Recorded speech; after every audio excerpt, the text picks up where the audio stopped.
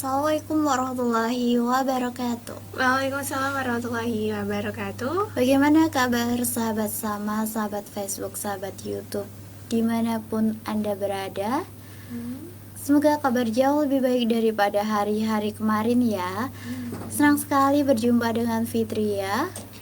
Dan saya Laila. Di tanggal 7 Desember 2024 dengan tema Cerdas mengelola emosi. Cerdas mengelola emosi ya. Oke sahabat Sama, sahabat IG, sahabat Facebook, sahabat YouTube, dimanapun Anda berada. Jadi kita itu harus cerdas. Nah, cerdas bukan hanya cerdas secara akademis saja, dan cerdas secara ini ya Mbak, spiritual juga harus cerdas secara emosional juga itu cerdas. Yang iya. Nah, apakah sahabat Sama, sahabat Facebook, sahabat YouTube, sahabat IG itu juga cerdas dalam mengelola emosi? Dan apakah sahabat Sama ini pengen berproses ya Bit ya? Iya, proses itu sangat-sangat dibutuhkan sekali ya. Bagaimana proses kita, dan kemudian kita itu akan menjadi yang jauh lebih baik karena adanya proses, ataukah biasa saja, ataukah jauh lebih baik sebelum adanya proses itu gitu ya Mbak ya. Sahabat Sama, sahabat Facebook, sahabat YouTube, sahabat IG, akan dijelaskan oleh Mbak Laila kenapa kita mengambil tema cerdas dalam mengelola emosi. Oke, silakan Mbak Laila. Oke, Fitri dan sahabat Sama ya, pastinya dari kita punya keinginan ya supaya gimana sih caranya biar bisa cerdas dalam mengelola emosi ya, supaya kita lebih terkontrol, lebih tenang, terus gak mudah reaktif dalam merespon segala yang terjadi gitu. Benar. Nah, karena itulah maka kita nih bawakan topik cerdas mengelola emosi. Ya, itu Fit. Karena itu ya Mbak ya. Nah, kalau ngomong cerdas dan mengelola emosi sih, kalau bicara tentang kayak gitu nih Mbak, boleh tahu dikit, nanti mungkin juga Mbak bakal nanya ke aku juga. Nih Mbak, apakah Mbak itu sudah cerdas dan mengelola emosinya? Belum. Nah, kita sama-sama belajar. Kita semua sama-sama belajar. Ya, sama-sama belajar dong. Kita akan juga orang yang cerdas itu juga masih butuh ilmu, ya nggak sih Mbak? Tuh. Gimana sih Mbak cara kita cerdas dalam mengelola emosi? Coba Mbak di-spill deh. Oke. Ya, seenggaknya itu ada beberapa tips ya yang bisa kita terapkan supaya kita bisa menjadi orang yang cerdas secara emosional gitu. Nah, pertama adalah self-awareness. Apa itu? Self-awareness adalah simbolnya itu kita sadar diri ya. Awareness kan kesadaran ya. Kita menyadari di mana sih titik kuat kita itu, titik lemah kita itu, dan lalu dengan kita punya self awareness ya, kita bisa misal kalau aku nanti dikasih trigger dengan kondisi kayak gini, kemungkinan aku akan tersinggung nih, aku orangnya sensitif nih. Terus setelah self awareness, berikutnya adalah self regulation. Nah, kan tadi ceritanya kita udah tahu ya sahabat Sama semua, trigger apa atau hal-hal apa di sekitar kita atau situasi seperti apa yang terjadi yang itu bisa memancing emosi negatif kita. Benar. Sangat benar sekali. Nah, setelah tahu itu, kita bisa mengatur diri kita supaya bisa memiliki kendali, kontrol dalam merespon hal itu. Misal nih sahabat Sama ya, misalnya aku yang tak contohin diriku sendiri ya. Benar Mbak. Hanya aku ini orangnya cukup sebetulnya ini sensitif gitu kan. Mm. Ya mungkin tersinggung nih dengan tipe orang tertentu, gampang singgung tipe orang tertentu. Namun ada satu momen pasti yang nggak ada satu momen yang aku nggak bisa menghindar dari interaksi dengan orang yang apa ya, yang kalau interaksi sama orang itu harus mengeluarkan banyak energi gitu. Ha-ha. Karena orangnya yang tadi ya, karena aku sensitif, dan orangnya yang mungkin ini fit apa terlalu ya Kayak bisa baper gitu ya, mudah baper. bisa memberikan trigger yang negatif gitu kan. Ya, benar. Nah, itu negatif. Nah, aku sadar ini triggernya negatif buat aku, tapi meskipun begitu kan, kalau sudah punya self regulation ya, itu bisa mengatur diri, membawa diri, mengendalikan responnya ya, sehingga nggak langsung mudah tersinggung atau langsung mudah emosi gitu. Iya. Pas menghadapi orang itu ada jeda waktu lah untuk mikir gimana nih responnya biar bisa ngasih respon yang lebih pas gitu. Nah, berikutnya Fit dan sahabat sama. Yang ketiga ada namanya apa yuk? Tebak yuk. Apa ya? Empati. Itu sangat Empati pasti ini ya, Fit. Kamu kan di BP juga ya.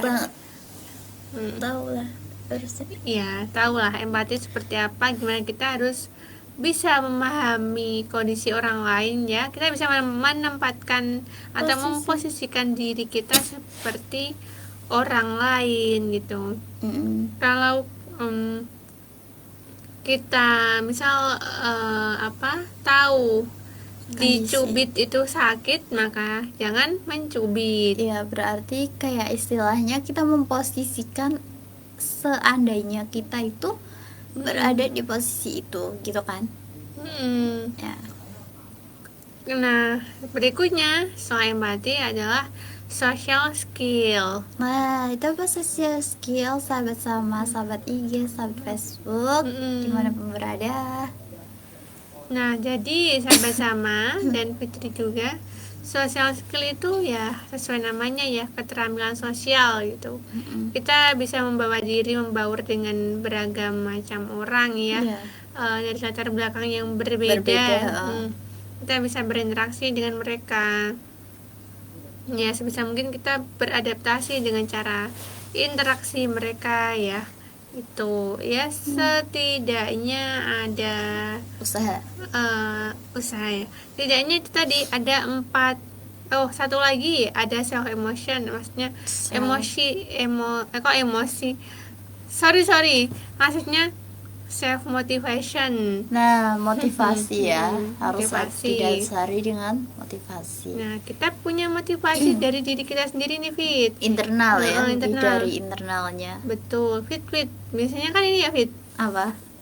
Ada orang motivasinya itu harus dari eksternal. Iya. Entah dari jumlah like kalau postingan ya. Iya dong, gitu pastinya. Jumlah dong. Apalagi subscribe kalau konten di YouTube gitu kan. Terus kan semakin banyak subscribe atau ini motivasinya pacarnya gitu kan kalau anak KBG. Bisa dong. Apa orang-orang yang sekiranya menjadi panutan dia. Lo mau seburuk apapun ya Mbak, kalau dia udah memotivasi dari dasarnya, udah memotivasi dia, mau direcoin sama orang lain, mau dijebak sama orang lain, tetap aja.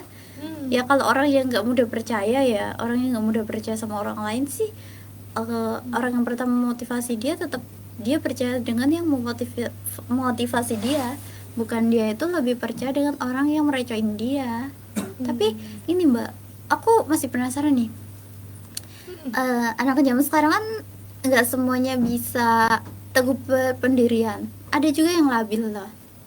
Nah, dia itu ada sih Mbak kisah, ya nggak kisah ya, ada real nih Mbak, aku pernah lihat real story ya, terus story. Jadi gini Mbak, dia kan kayak direcoin sama orang, bahwa ada yang bilang, oh dia tuh kamu kok deket sama si orang itu sih, padahal orang itu tuh sama kamu tuh kayak nggak baik gitu loh, kayak apa namanya, kayak suka sama kamu, buktinya dia nggak pernah kan respon kamu. Nah, ada mbak anak yang mudah percaya sama orang lain, padahal orang lain itu udah motivasi kita. Nah, kita tuh nggak percaya dengan mereka, tapi lebih percaya dengan orang yang suka ngerecoin itu. Nah, menurut mbak gimana sih kalau mbak menghadapi orang yang kayak gitu? Misalnya gini aja deh mbak, nggak usah nyontohin orang deh jauh-jauh, aku aja deh contohnya. Aku nih akan punya temen, temen aku tuh katanya tuh kayak gini, kamu tuh jangan deket sama itu loh Pit, soalnya dia tuh nggak respon kamu loh gitu kan. Terus akunya percaya. Nah terus kan aku otomatis ketemu sama Mbak Laila tak bilang ini, Mbak Lai, masa tuh Mbak Lai ada orang yang nggak respon sama aku nih kayak gitu kan.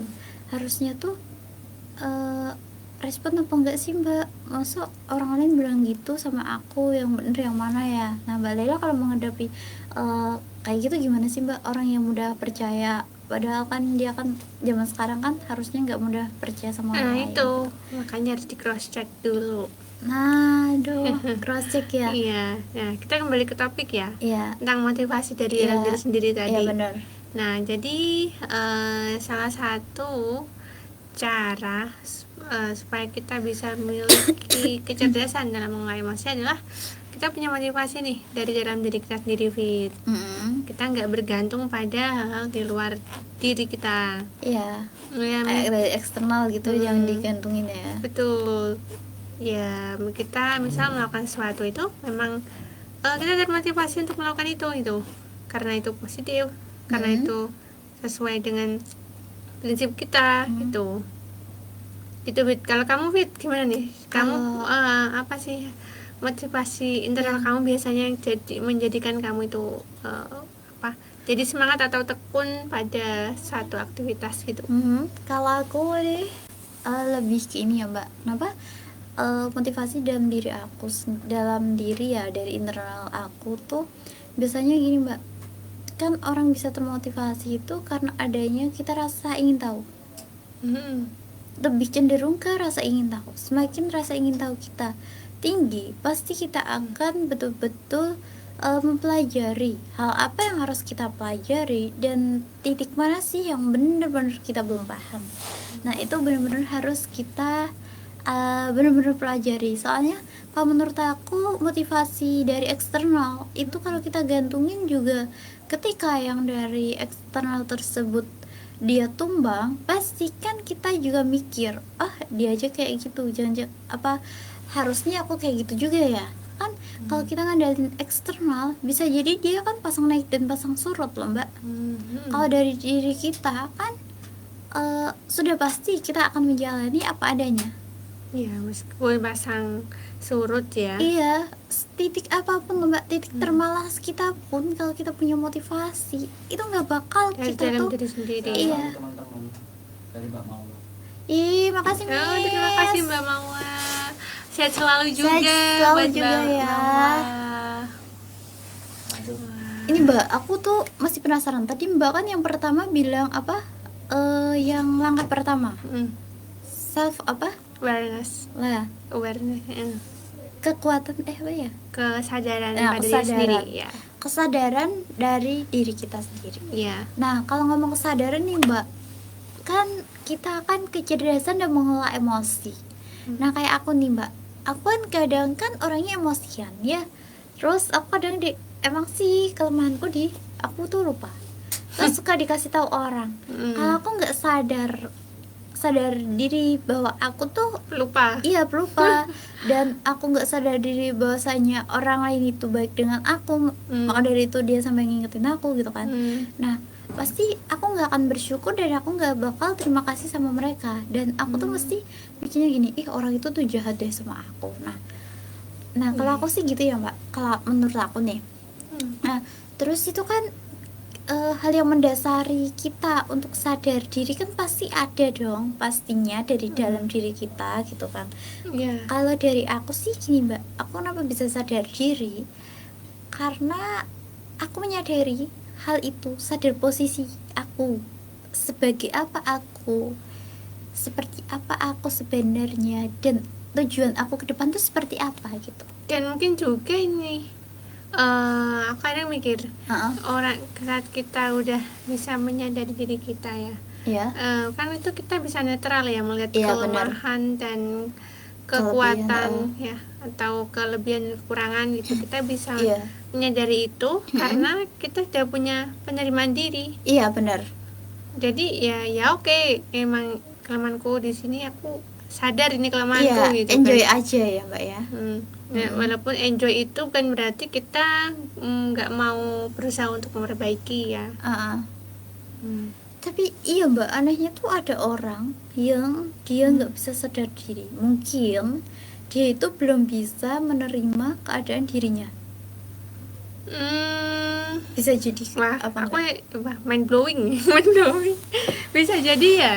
Kalau dibalik, kalau tadi aku pengen pikir kayak gitu, terus kebalikannya berarti orang yang tidak memiliki kesadaran diri bisa jadi dia belum mengenal dirinya dan belum menerima itu, atau sebetulnya dia merasa punya kelemahan di situ, cuma belum menerima ya. Bisa jadi kemungkinan nggak sih Mbak, ketika dia itu sudah bisa menerima diri sendiri, pasti dia itu bisa sadar diri, ataukah orang yang bisa menerima diri sendiri itu sudah pasti sadar posisi? Bisa nggak sih? Atau kedua-duanya itu bisa bisa berjalan dengan keduanya itu berdampingan antara sadar diri dan sadar posisi?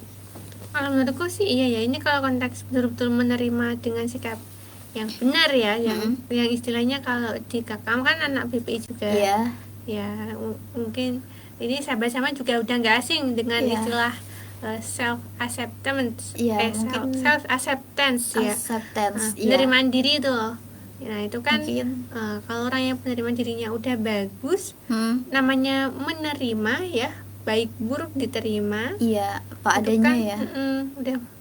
Dan di situ nggak cuma baik buruk dalam hal karakter ya, tapi juga keadaan hidup yang lain gitu loh, status sosial, ekonomi, terus istilahnya melihat realita gitu loh, menerima realita itu kan dia bisa sadar, kita bisa orang yang seperti itu kan bisa sadar posisinya itu gimana atau bagaimana. Nah itu kalau menurutku ada kaitannya sih, sesuai ekspektasi yang ada. Apanya? Itunya, orang yang bisa menerima itu kan berarti ekspektasi yang ada, dia tetap tidak mengeluh dan dia itu mau menjalani ekspektasi yang ada itu ya Mbak? Iya, walaupun nggak sesuai ekspektasinya pun diterima. Kan emang dia ya udah orang ini diterima gitu, keadaannya kan itu untuk saat itu. Terus yang kedua tadi, tips kedua tadi Mbak, self regulation. Nah itu tuh maksudnya gimana Mbak? Ya itu kan karena setelah kita mengenal diri ya Fit, terus kita bisa mengatur diri, istilahnya kita setelah tahu nih, kenal kelemahannya tuh di sini, nanti bisa tahu nih gimana sih kita membawa diri kita, mengatur diri kita supaya bisa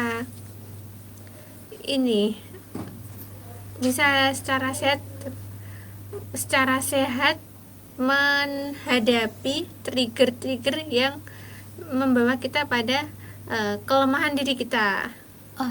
Biasanya nih Mbak, kan Mbak tadi ngomongnya gini ya, katanya orang kan ada trigger negatif dan trigger positif. Nah kebanyakan nih Mbak, kan kita ya sebagai generasi Z tentunya, dan sahabat sama sahabat IG, sahabat Facebook, sahabat semuanya yang mendengarkan mungkin itu kan secara tidak langsung kan kadang kita tuh kena ke trigger orang lain, jadi kita mudah terpengaruh mereka, apa yang mereka lakukan kan Mbak.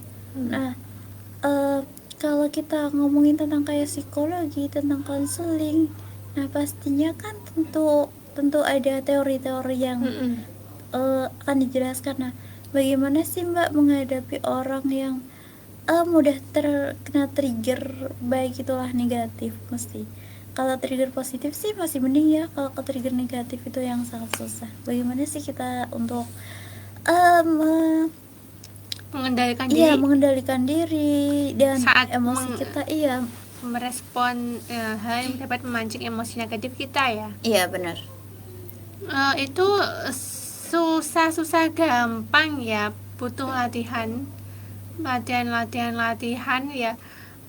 Aku pernah dengar kalau nggak salah apa ya, pokoknya mental kita tuh ya kayak otot gitu loh. Semakin sering atau semakin terbiasa otot kita dipakai untuk olahraga, nanti ototnya yang awal-awal kan gini, kita lari, kalau Iya. bagi orang nggak biasa lari ya, Iya ya paling lari 100 meter udah capek ya. iya udah ini ya Mbak ya, nafasnya masih belum kurang kuat ya, masih kurang kuat aja ototnya gitu. juga belum kuat kan karena maksudnya belum terbiasa gitu kan.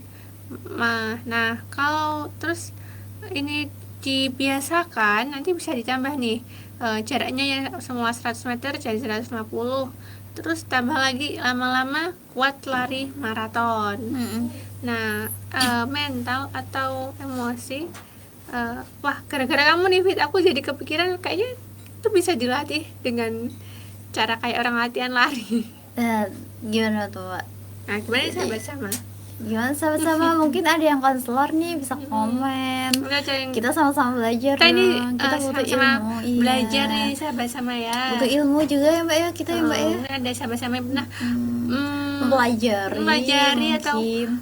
mengulik seputar self improvement, psikologi dari buku-buku atau psikologi. referensi atau podcast atau dari manapun, itu bisa komen ya sahabat sama. Biar Berbagi kita dong. kita semua Kita bisa tahu gitu ya Mbak ya. Jadi saling kita, belajar ya, sama-sama Fit, ya. belajar. Namanya salah kan, namanya kita masih belajar ya pastinya salah dong. Iya gitu. betul. Nah itu tadi tips keberapa Mbak? Yang Tips kedua Dua ya. Yang ketiga apa Mbak tadi? Iya, yang ketiga ada motivasi tadi ya, udah Nah disinggung. itu motivasi. Motivasi itu sangat-sangat ini ya Mbak, Dari berperan dalam diri aktif. sendiri. Iya. Baik dari diri kita itu sangat penting ya, dari diri kita. Kalau diri kita aja nggak bisa memotivasi diri sendiri, apalagi kita memotivasi orang lain, ya kan? Nah kita tuh juga tadi Mbak Laila juga bilang katanya gini, kita itu jangan bergantung dengan motivasi orang lain. Nih Mbak, kalau Mbak bilang kayak gitu, luar biasa. Aku juga merasa sih Mbak ya. Merasa mungkin aku juga pernah gantungin motivasi dari orang lain.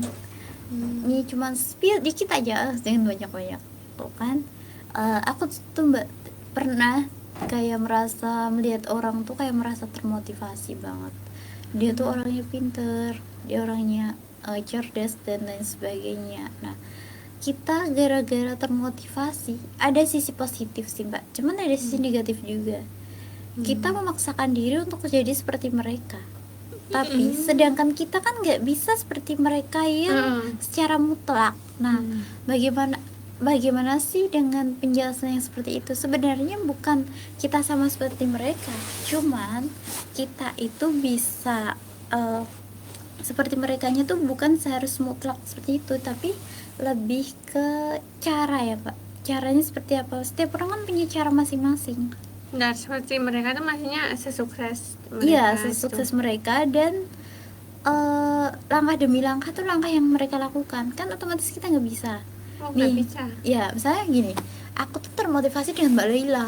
Mbak Laila tuh orangnya pandai misalnya di bidang sosial.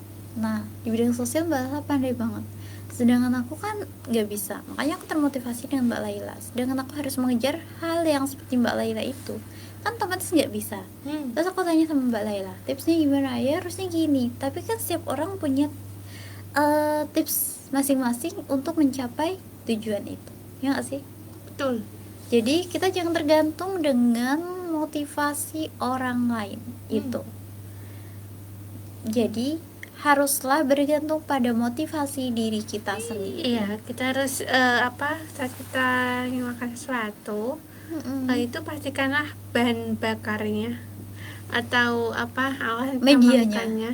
Apa ya? Alasan kita melakukannya Iya. itu Heeh. bukan karena motivasi eksternal ya, entah itu biar dapat jumlah followers banyak, jumlah like, atau kalau ini konteksnya medsos ya, atau biar populer gitu kan, atau biar bisa dipuji orang. Kan di Islam sendiri juga melarang ya kan, Iya di dong. surah Al-Maun itu yang 26 ya. ayat membahas larangan untuk riya itu loh. Iya, kayak kita menunjukkan suatu hal tapi Apa? terlalu berlebihan juga nggak baik ya Mbak ya. Itu kan kita jarang riya juga kalau dalam Islam biasanya. Iya. Nah ini kan riya sendiri itu kan menjalankan aktivitas untuk mendapatkan pujian dari orang lain. Itu kan benar. artinya motivasinya eksternal Iya ya. dong. Intinya ketika mencapai kesuksesan itu harus dipuji, capai kesuksesan harus dipuji dan kayak gitu ya Mbak ya. Jadi kita ya sudahlah, ininya kita bergantung pada motivasi diri kita. Yang terakhir tuh empati ya. Iya, yang terakhir social skill. Itu social keterampilan skill. sosial ya. Empati belum ya Mbak? Empati, oh iya empati juga. Empati Empati yang dulu. tadi kita singgung ya, bisa Iya. memposisikan diri sebagaimana orang lain gitu. Oke. Nah, Fit, udah berapa menit nih kita? Ya. Mau sampai jam 12. Enggak, ini sampai itu tuh Mbak yang terakhir. Social skill. Ya. Nah, kita jelasin yang empati dulu tuh kayak gimana, terus definisinya terakhirnya kita tuh di social skill. Nanti kita tutup gitu. Biar mereka tuh apa ya? Enggak kayak Udah di ngambang depan gitu tadi. sini. Ya, sahabat sama, sahabat Oke. IG, sahabat Facebook dimanapun berada, karena waktu sudah menunjukkan waktu yang seharusnya Fitria undur diri. 25 Fitria undur diri. Ayolah pamit undur diri. Kita Mari. akan berjumpa lagi di minggu depan dengan tema yang jauh jauh lebih lebih menarik. menarik. Mari kita tingkatkan iman dan takwa kita kepada Allah Subhanahu wa taala. Sampai jumpa di puncak kemuliaan. Assalamualaikum warahmatullahi wabarakatuh.